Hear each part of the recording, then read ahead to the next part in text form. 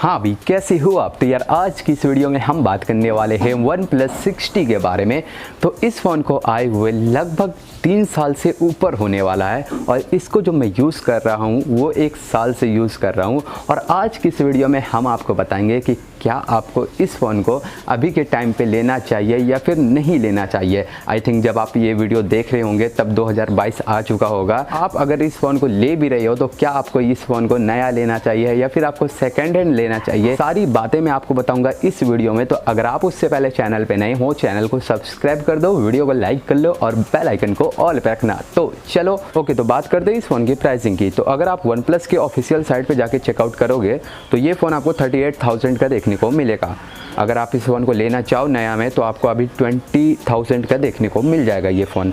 बाकी दोस्तों अगर आप सेकंड हैंड लेना चाहो तो आपको ये फ़ोन 10 से 15,000 के बीच में मिल जाएगा अच्छे कंडीशन में। बाकी दोस्तों अब बात कर लेते हैं इस फ़ोन की पोर्ट्स एंड बटन की। तो ऊपर के साइड में आपको सेकेंडरी नॉइस कैंसिलेटिंग माइक देखने को मिल जाता है। नीचे के साइड में आपको स्पीकर ग्रिल देखने को मिल जाता है, USB टाइप-C पोर्ट देखने को मिल जाता है और माइक होल देखने को मिल जाता है। राइट साइड में आपको पावर बटन देखने को मिल जाता है, अलर्ट स्लाइडर देखने को मिल जाता है। लेफ्ट साइड में आपको सिम ट्रे देखने को मिल जाता है और वॉल्यूम अप डाउन बटन देखने को मिल जाता है। दोस्तों इस फ़ोन में मुझे एक ही कमी लगी, मतलब OnePlus 6 के बाद 60, 70 में सब में हेडफोन जैक गायब है, तो इसमें भी आपको हेडफोन जैक देखने को नहीं मिलता है। तो ये चीज़ थोड़ा डिसअपॉइंटमेंट लगता है, मतलब हेडफोन जैक होता तो और भी ज़्यादा बेटर होता। तो बात करते हैं इस फ़ोन की डिस्प्ले की। तो इस फ़ोन में आपको 6.41 इंच का ऑप्टिकल एमोलेड डिस्प्ले लगा हुआ मिलता है जो कि कॉर्निंग गोरिल्ला ग्लास 6 के प्रोटेक्शन के साथ आता है। और इस फ़ोन में आपको 86% स्क्रीन टू बॉडी रेशियो देखने को मिलता है। वहीं आपको 402 ppi की पिक्सल डेंसिटी देखने को मिलती है। तो ओवरऑल डिस्प्ले देखें तो पहले के हिसाब से काफ़ी अच्छा डिस्प्ले है। तो अब बात कर लेते हैं इस फ़ोन की कैमरे की सेटअप की। तो इस फ़ोन में आपको डुअल कैमरा का सेटअप लगा हुआ मिलता है जिसमें से प्राइमरी सेंसर आपको 16 मेगापिक्सल का देखने को मिलता है। सेकेंडरी आपको 20 मेगापिक्सल का देखने को मिलता है। OIS का सपोर्ट देखने को मिलता है। यहाँ 4K वीडियो रिकॉर्ड कर सकते हो 30 FPS पे, 60 FPS पे। दोस्तों बात करें सेल्फी कैमरे की, तो सेल्फी कैमरे में आपको 16 मेगापिक्सल का सेल्फी कैमरा लगा हुआ मिलता है जिससे आप फुल HD वीडियो रिकॉर्ड कर सकते हो 30 FPS पे। वहीं दोस्तों बात करें इस फोन की बैटरी इमेज की, तो इस फोन में आपको 3700 की बैटरी लगी हुई मिलती है। साथ ही आपको 20 वॉट का डर्ट चार्जर देखने को मिलता है। मुझे पता है कि ये जो बैटरी इमेज है 3700 ये कम है, लेकिन मैं इसे यूज़ कर रहा हूँ, मुझे पता है कि एक्चुअल बैकअप कितना देता है। बहुत ही अच्छा बैकअप देता है भाई, फ्लैगशिप फ़ोन है।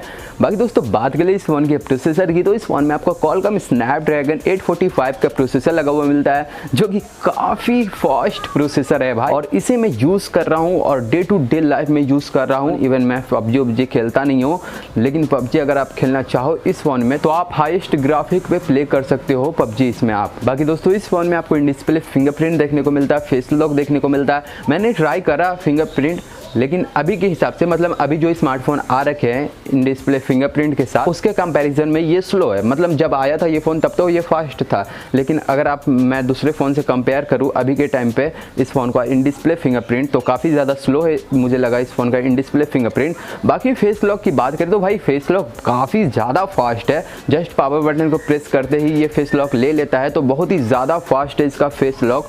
और दोस्तों मैं तो कहता हूँ कि अगर आप इस फ़ोन में फिंगरप्रिंट यूज़ कर रहे हो और फेस लॉक यूज़ कर रहे हो तो फिंगरप्रिंट से बाद में और फेस लॉक से पहले खुल जाएगा। बाकी दोस्तों इस फ़ोन के एंड्रॉइड वर्जन की बात करें करंट में, तो अभी इसमें एंड्रॉइड 11 चल रहा है और ऑक्सीजन 11 तो अभी रिसेंटली में मैंने अपडेट करा है। तो अगर आपने वीडियो नहीं देखी है तो जाके देख सकते हो, यहाँ पे आई बटन में लिंक मिल जाएगा आपको। और दोस्तों मेरे पास जो वेरिएंट है वो 6128 वाला वेरिएंट है और आपको इस फ़ोन में 3 वेरिएंट देखने को मिल जाता है। 6128 आपको देखने को मिल जाता है एक, और दूसरा आपको 8128 देखने को मिल जाता है और तीसरा आपको 8256 देखने को मिल जाता है। तो आपके अकॉर्डिंग जो भी आपको वेरिएंट पसंद आता है, अगर आप इस फ़ोन को लेने की सोच रहे हो तो ले सकते हो। लेकिन अब बात करते हैं कि इस फ़ोन को आपको लेना चाहिए या फिर नहीं लेना चाहिए। तो देखो भाई, अगर आप इस फ़ोन को लेने की सोच रहे हो तो फिर आप नया मत लेना। मतलब सेकेंड हैंड आपको मिलता है 10 से 15 हज़ार में, मतलब 10,000 में तो नहीं है मिलेगा आपको ये फ़ोन। आपको लगभग नहीं भी तो आपको 12-13 हज़ार में मिल सकता है ये फ़ोन सेकेंड हैंड में, 1-2 साल चला हुआ। अगर आप नया लेने की सोच रहे हो उस फ़ोन को तो आप मत लेना। मतलब ऑफिशियल साइट पे तो अभी इसकी जो प्राइस है 38,000 चल रही है। मतलब भाई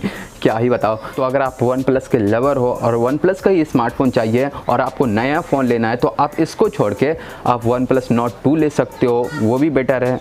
फिलहाल ही में इसके OnePlus Nord 2 पे अफवाह उड़ा था कि ब्लास्ट कर रहा है।